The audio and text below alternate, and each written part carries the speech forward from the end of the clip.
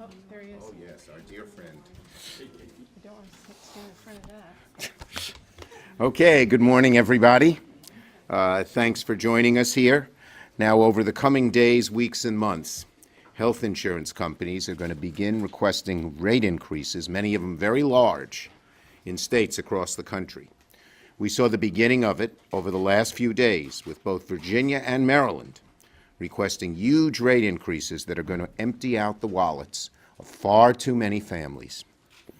If these early states are any indication, health insurance companies are going to ask for huge hikes in the wake of President Trump and congressional Republicans' repeated efforts to sabotage our health care system. And we Democrats are going to be relentless in making sure the American people exactly understand who is to blame for the rates.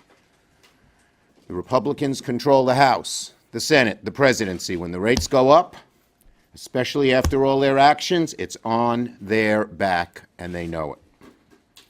Since President Trump took office, Republicans have worked day in and day out to systematically dismantle our health care system. Despite the promises President Trump made on the campaign trail, remember what Trump said? Quote, he's going to, quote, take care of everybody and deliver health care that is far less expensive and far better. Once again, Trump is not delivering on what he promised on health care, as on so many issues. Clearly, their efforts were a ruse to put the insurance companies back in charge and force Americans to pay more for less when it comes to health care.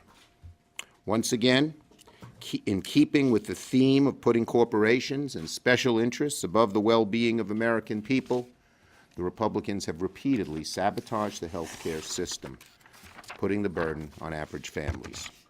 As our new report today outlines, and as my colleagues will explain, while Democrats and the American people succeeded in stopping their dangerous Trump care bill from passing the Senate, it hasn't stopped the administration from taking damaging steps to dramatically change and undermine health care in our country, raising the costs on millions of American families and reducing the quality of coverage.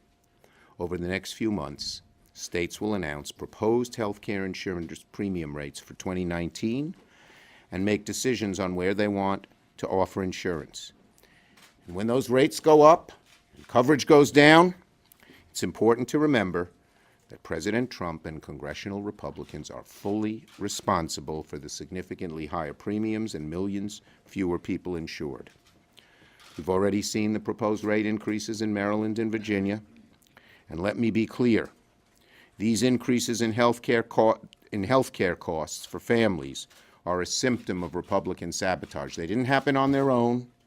They wouldn't have happened. The insurers themselves have said it, if not for Republican sabotage. It was not ACA making these premiums go up. It was rather Republican efforts to do so. Secretary Price has said it well. He laid out the naked truth about the Republican scam for the rich. Here's what he said.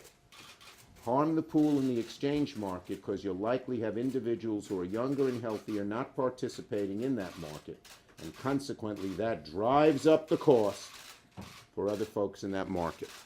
That's the architect of this stuff. President Trump's accomplice, who he later had to fire for ethical reasons. That's what he said, not us. That's him. He wants to correct the record. No.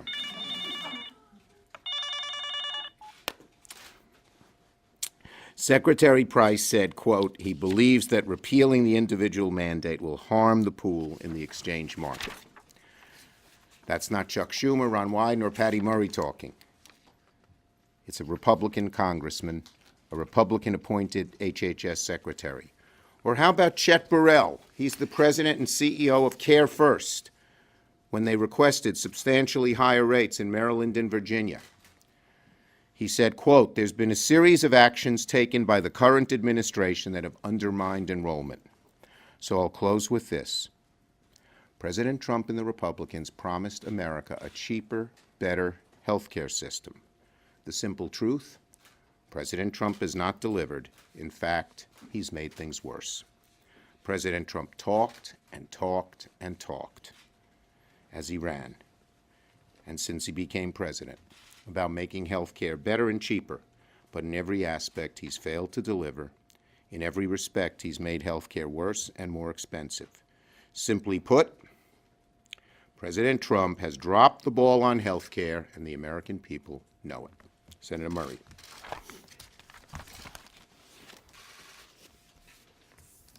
Well, thank you so much, Senator Schumer. And, again and again over the last year, President Trump and Republicans in Congress tried to jam through their terrible Trump Care bill through Congress, and people across this country stood up and they said no.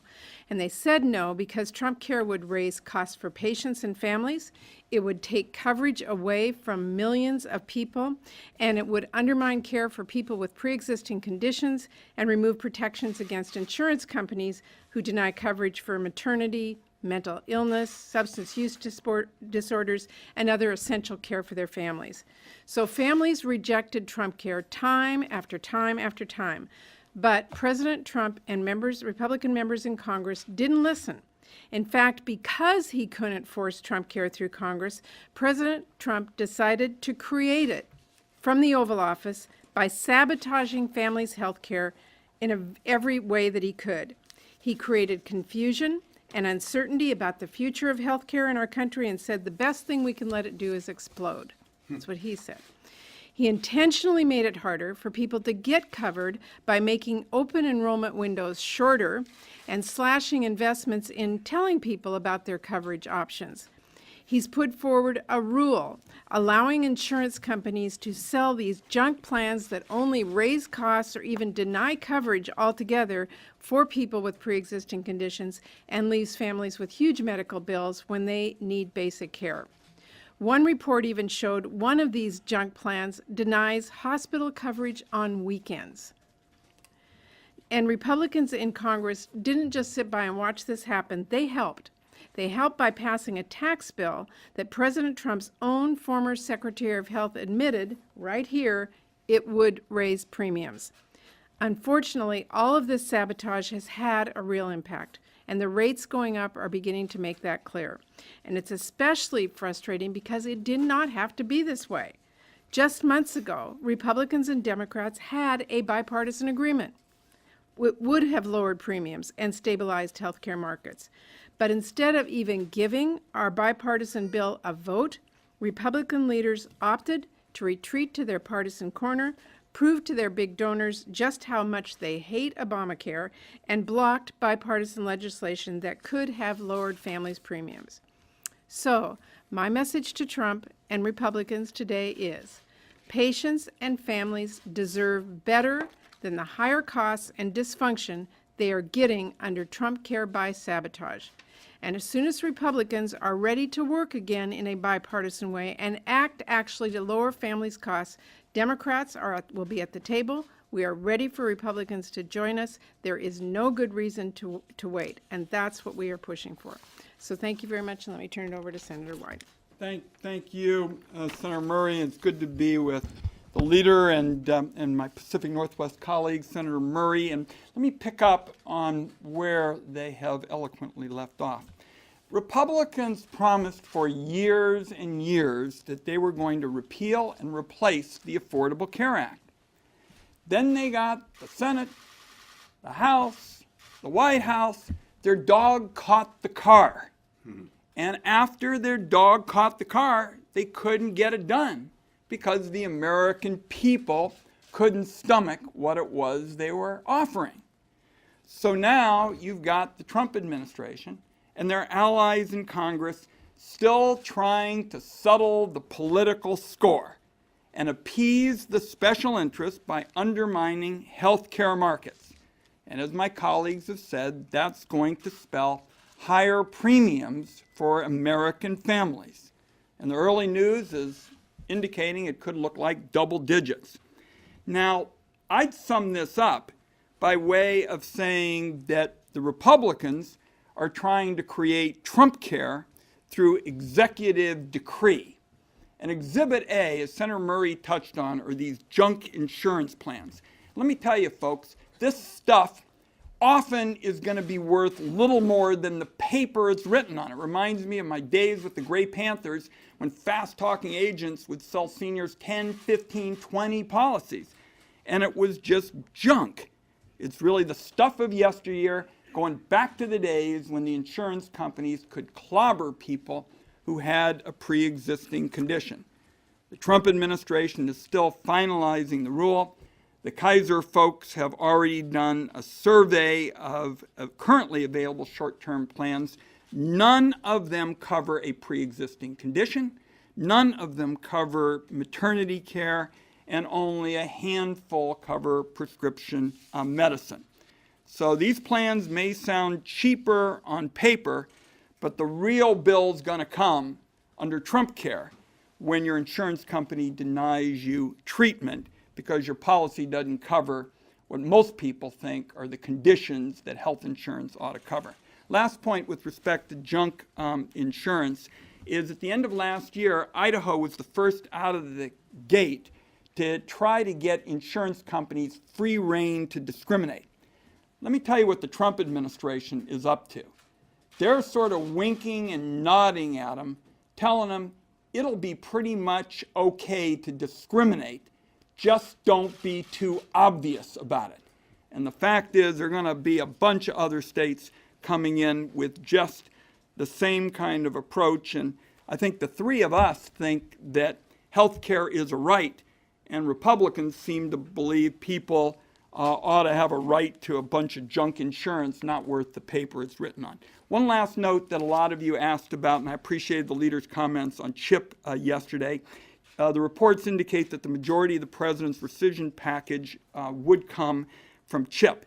This ought to infuriate any American who watched the congressional Republicans use CHIP as a political prop last year to once again play games with this program that is a lifeline, and it was being used as a political prop to satisfy the most extreme wing of their party.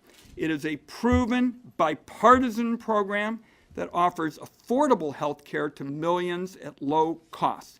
And to target a program that gives affordable health care to 9 million kids while simultaneously creating chaos, uncertainty, and higher premiums in the individual market is doubly dangerous and cruel. Thank you, Mr. Leader, Senator Murray, and give them all the hard questions. Yeah. I am only going to take questions on this subject because I have to leave, but I will be answering questions at the stakeout. I imagine some of you have a few other subjects you want to ask questions on. This subject. Well, Senator Wyden just raised CHIP, and you put I'll out let a him. statement on CHIP Yes. yesterday that said Trump is looking to tear apart CHIP, hurt middle-class families and low-income children. So, but you guys all voted for cuts to CHIP just a few weeks ago as part of the omnibus when you were using it for other purposes. So why aren't you doing the same thing? Well, we came to an agreement on the omnibus, and it had a lot of good things in it. This is just a cut of CHIP. He's not putting the money into good things. He's just cutting. Yes. But the administration says that the authority for those funds that they're rescinding has expired. So What past administrations have done is when that happens, they use it for other things, for good things, or put it back in CHIP. They could ask us to put it back. They're just taking money away from kids who need health care. Did you want to say something? I'm going to go. I'm going to let them take over. Thank you. Let me give you a sense of actually how this is going to put at risk our kids. The states can draw on some of these dollars in the event of an emergency, like a natural disaster when kids need reliable health care fast. What we're concerned about is the Trump rescission plan will slash the funding for this backstop and leaves CHIP programs in each state, in effect, with one hand tied behind their back, and will once again throw these families into a kind of sea of uncertainty. And these families, so many of them, are walking on an economic tightrope. And often they go back and forth between Medicaid and CHIP, depending on whether a spouse is working or what their salaries are and that sort of thing. And by our calculations, this plan will slash the funding for this critical backstop and will really harm CHIP programs across the country by, in effect, tying one hand behind their back. All right, Chuck left, so we're good here. Thank you all very much. Appreciate it. Thanks, everybody.